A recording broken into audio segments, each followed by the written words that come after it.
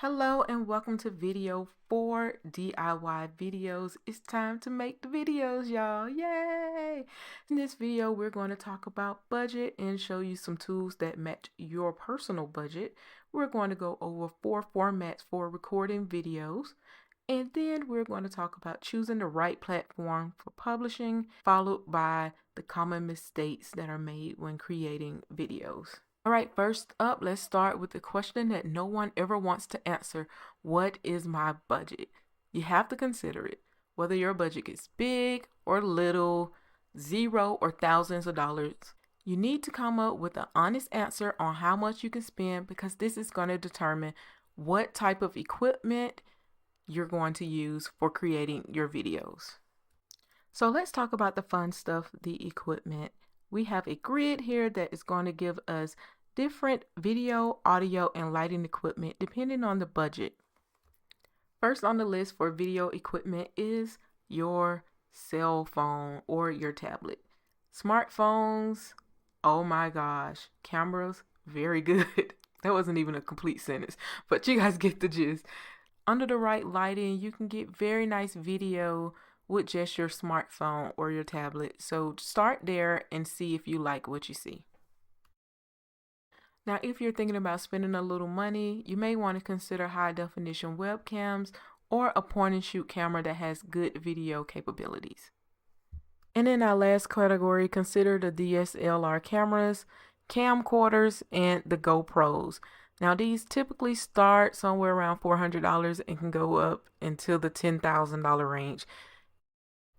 All right, so next, let's talk about audio and what you can do. Now, in the first category, consider the built-in audio of the device that you're using for video. If that doesn't work, use headphones with the built-in mic.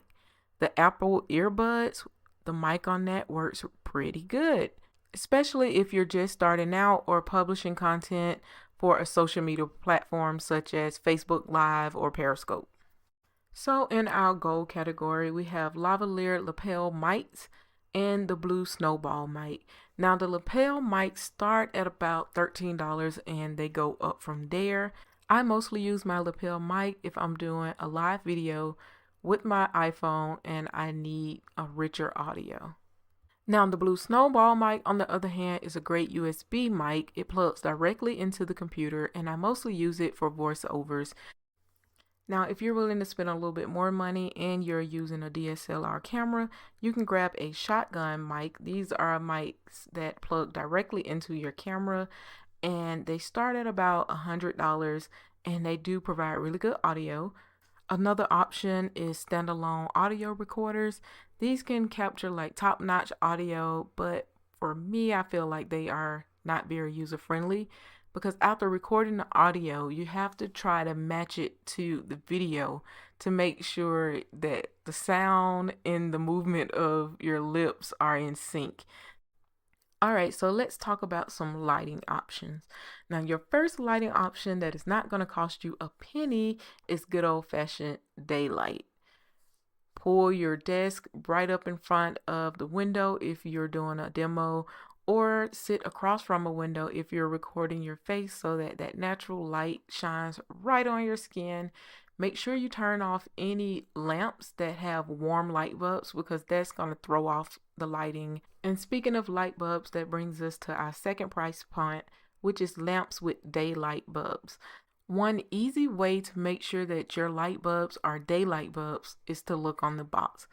On the back, there will be a scale that has light appearance. On one side, it'll say warm. On the opposite, it'll say cool. You want to make sure the light bulbs that you select has a rating of at least 5000 K. The K stands for Kevin. 5000 K is probably going to be the highest temperature that you can get at a hardware store or at a grocery store without having to get actual photography equipment. And in our last category, we have softspot lights and diva ring lights. These are more so professional videography and photography lights. The softspot lights, you can get a kit at about $80.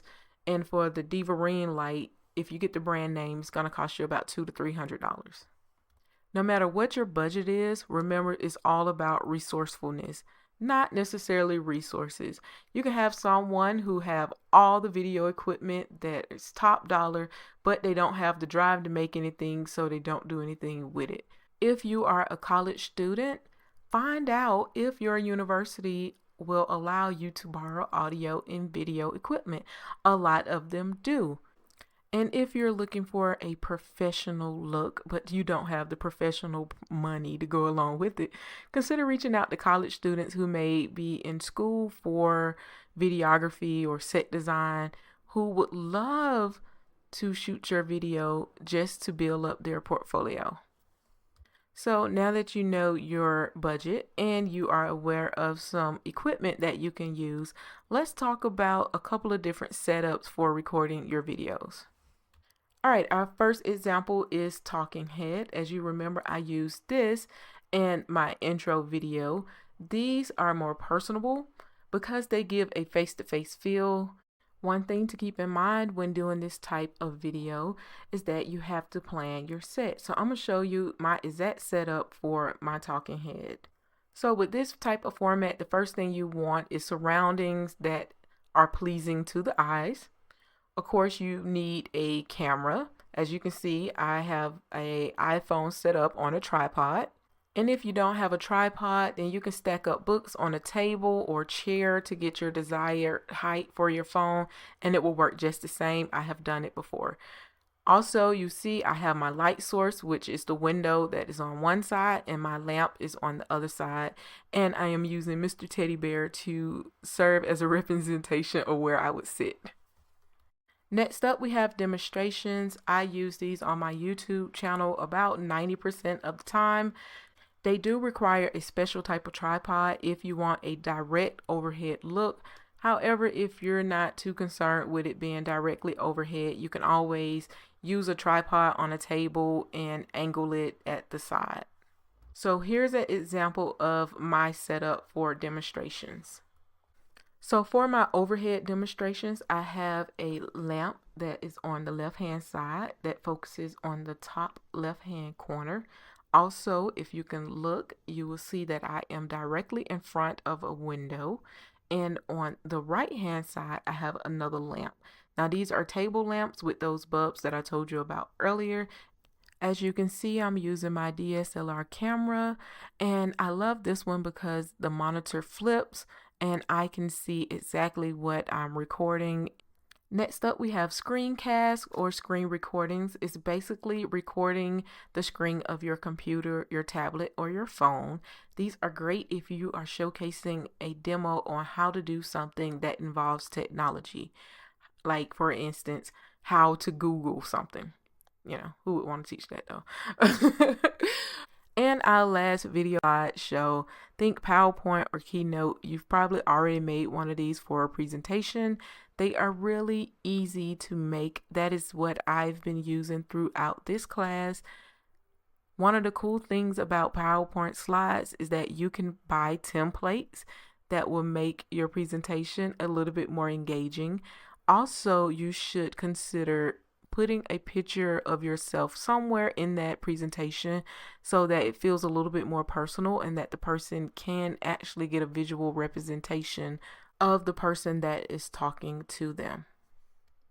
Now let's focus our attention to some of the publishing platforms that are available for your videos. First up, the widely used YouTube. It is great because it's easy to use and it's free. They do provide great training for their content creators. Also, they provide some good resources like free royalty-free music that you can use. A great thing about YouTube videos is that you can embed them on your website very easily. Next up, we have Vimeo. This website is really easy to use for uploading videos. However, not all of the packages are free, and the good stuff is really within the paid packages. You know, you pay what you get for. This platform is great because it puts you in complete control over who has access to your videos.